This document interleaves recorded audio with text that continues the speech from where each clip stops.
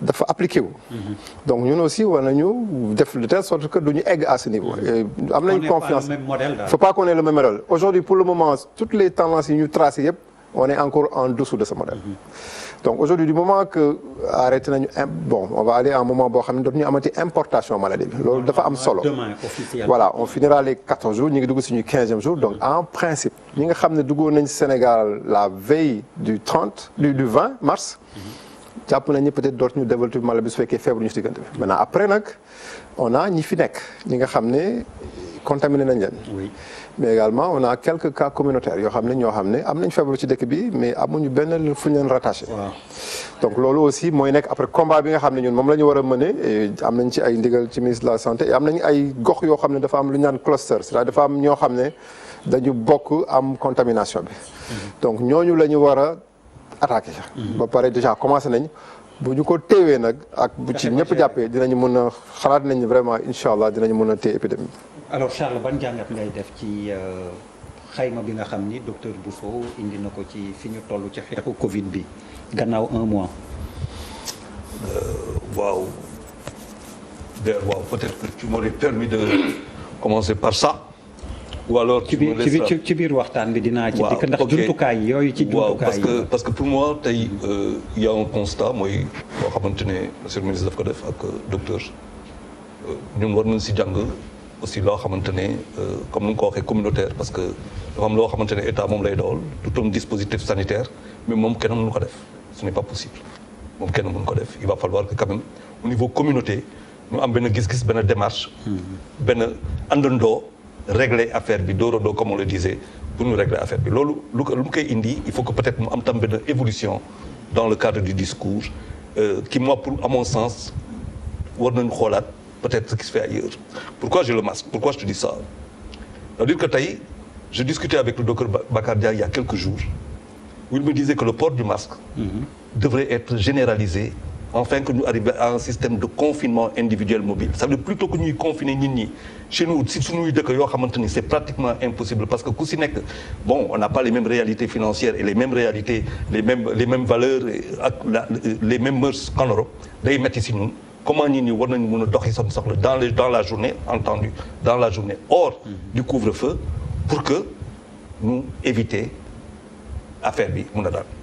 Alors il se trouve que quand il le disait moi ñu xool les pays qui ont appliqué le port du masque généralisé, ça veut dire en confinement mobile individuel, ont réussi quelque chose d'extraordinaire. Les Japonais, bu ñuy njëkk a teg masque, ñoom bu ñuy njëkk a teg masque, il y a 20 ans, 30 ans, on riait d'eux. Moi, je me rappelle, on riait d'eux. Pourquoi? Parce que tout simplement, dans la philosophie japonaise, asiatique, damay teg masque, non pas pour me protéger du docteur, damay teg masque pour ne pas donner au docteur mes microbes, et voilà. Donc, c'est une autre révolution boo xamante ne moo leen may tey Singapour muy lay dëkk asiatique dans leur discipline ànd ak gouvernement bi ñu mun a régler lu bëri donc je pense que tey pour man c'est une évolution à laquelle on ne peut pas ne pas aller mooy que bu fekkente ne confinement dafay metti comment chaque Sénégalais doit-il pouvoir avoir un masque même si c'est fait un masque boo xamante ne tailleur moo koy def nga xam ne booy wax postillon bi maanaam loolu luy génn sa gémmiñ si biir postillon bi di dem di daje ak keneen du ko def ça veut dire il faut que ñun ñu jàpp suñu bopp teguma masque parce que docteur Bousso dafa yor jàng kii bi maladie bi dama teg masque parce que dama jàpp que man maa ko yor loolu la boobu doon wax keroog moytu ma moytu la ñoom ñaar bu ñu defee noonu kon mun na am ñu am ay résultats yu doy waar te docteur am na loo xamante ne wax na ko aussi ak monsieur le ministre mooy que ñëpp ñuy seetaan ça veut dire quoi les gens sont en train de nous dire avec benn calculatrice ku si nekk ne les Africains vont mourir mais par milliers par millions.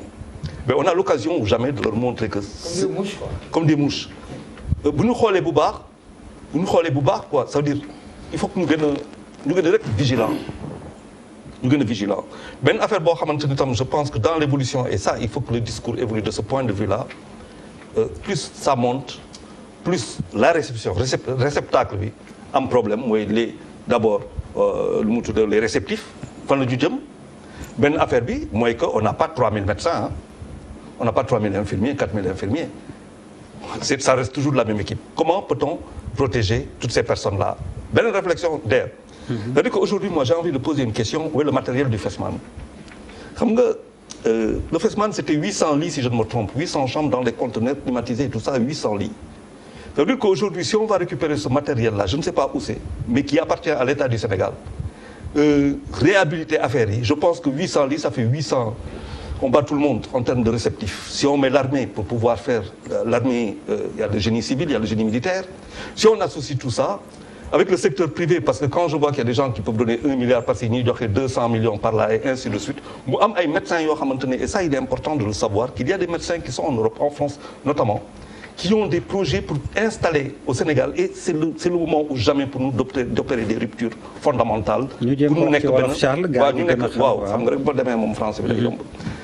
ñu nekk benn offre médicale, c'est-à-dire il faut que ñu changer, et je pense qu'aujourd'hui ministre damay ne ministre boobu parce que soo xarit la aussi bon c'est comme ça qu'on appelle en général nos ministres luy wax mooy que Sénégal tey am na loo xamante ne bu ñu xoolee bu baax par rapport au FESMAN, le matériel du FESMAN, les 800 lits là, qu'est-ce que c'est devenu?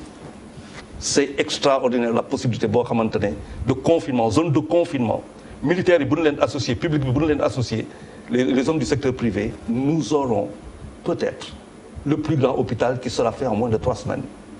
C'est quelque chose à laquelle je demande, est-ce que monsieur le ministre ñu ngi siy xalaat. benn affaire bu am solo mooy le masque. Est-ce que on va vers une généralisation du masque qui, à mon sens, me semble être une des réponses adaptées, parce que Tchéquie ñu ngi koy def, Slovénie ñu ngi koy def, et ça marche très fort en Europe centrale. Mais répondez monsieur le ministre, après ñu continuer tour de table. Je pense que ce sera plus dynamique et mooy gën a gaaw it. Ouais, j'ai été long, je suis désolé. Oui, Charles a été long, mais il a posé quand même question yoo xam ni ça mérite. non, si vous voulez tamit mu dajale, vous notez et puis on y va. lu ñu nekk état d'urgence ko def grossiste kon. Monsieur le ministre, tey vous serez grossiste. gars yi kii suñu làmmiñ yaa ngi xasan. Allez. C'est jàkkaarloo. Parce que yow yaay laaj parole jëlal. waaw mais bon sinon da ngay ree ba tas de déjà bon c'est dommage que Malal ak Birima nekkuñu fi. Birima li ko téye daal mën nga ko wax. ah waaw mais bon yàlla na dund ba am ndey ak baay. Exactement bu ñu ñaanalee gan gi rek di ngeen comprendre. voilà Malal nag. non Malal je pense qu'il y a eu un problème mais bon anyway c'est non problème logistique il faut logistique waaw mais je pense bon mais man lu may wax mooy je pense que depuis au moins 1 mois et demi ou 2 mois fauteuil bi nga xam ni siège bi nga xam ni foofu la docteur toog nit mi ngi fay toog au début dama doon dégg amul kenn kuy dugg Sénégal te duñ la jël sa température te duñ la contrôler avec benn certitude. Je me rappelle de benn question bu ma posé woon ku fi ñëwoon fàtte naa ban docteur la ma ne ko li ngay wax ni li américain bi naan it's good too good to be true ni nga koy waxee c'est trop facile ñu jékki-jékki nit ñi dugg nañu feebar bi ñëw na Sénégal quand même li xew ci àddina bi mënuñu ko bañ a analyser pour seet bu ñëwoon fii ci suñu réew mi nan lay demee te boo génnee si biti amul dara lu lay wan ni du pire que lii xew Amérique wala lii da xew France xam nga tey jii nii ministre bi mën na wax lu mu bëgg président Macky Sall mën na wax lu mu bëgg docteur bi mën na wax lu mu bëgg mais am na lu ñu maîtriser ak lu ñu maîtriser wul te li ñu maîtriser wul foofu la jamono toll ak feebar bii parce que quand même soo seetaanee lii xew ci dëkk yi gars yi dañuy dem bay jël ay prévisions sax di ko def naan la fii ak tant de temps boo moytu dañu am tant de morts aux États-Unis on dit que ils sont en train de dire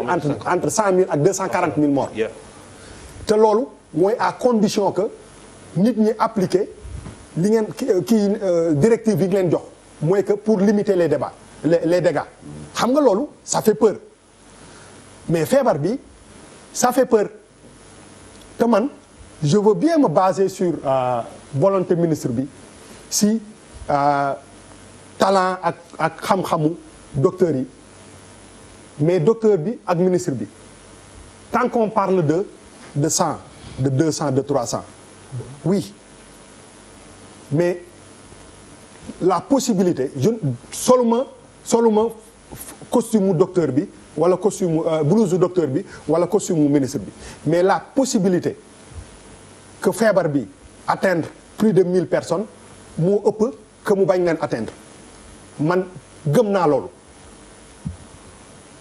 la ñu war a wax nit ñi man du ñaaw njort c'est en se basant si li nga xam ni moom la feebar bi di wàllee bu dee benn nit mën na wàll 20 personnes c'est la possibilité que ñu am 2000 personnes malades wala plus ñaan ñu ko yàlla mais cette possibilité elle est là est-ce que bu boobaa dinañu ànd ak dal bi